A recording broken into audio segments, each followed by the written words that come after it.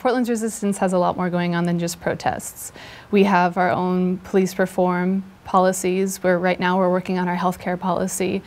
We have policies that back up the protests, and we have a community that is coming together on a weekly basis to make these protests happen. And within that community, ideas are born, relationships are born, so many things are happening. It's not just the protests, it's everything that's happening behind the scenes that's inspiring real change.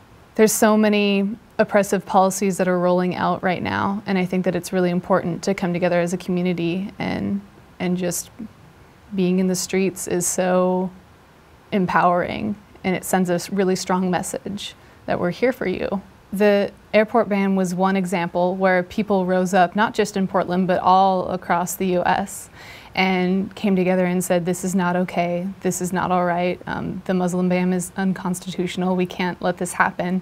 And shortly thereafter, it was struck down in courts. I mean, these are separate occurrences, these are separate things, but I don't think that it would have been easy for that to be taken down if it weren't for thousands, hundreds of thousands of people coming together and saying this is not okay.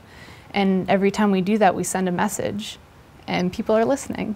For example, we're talking a lot about broken windows policing, and we're talking about profiling people of color in charges like jaywalking and spitting on sidewalks. I mean, there are so many problems that we have with policing. Just for an example is the way that the protests are treated, how one person makes a bad action and does some property damage out of maybe 10,000 people, and then everybody gets gassed, everybody gets attacked, everybody gets sprayed with rubber bullets. We need to see a decrease in our force from our police officers.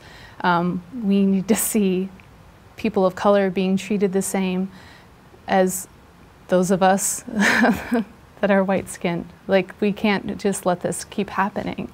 And I think there's a lot of different policies that we'd like to put in place to try to make that happen.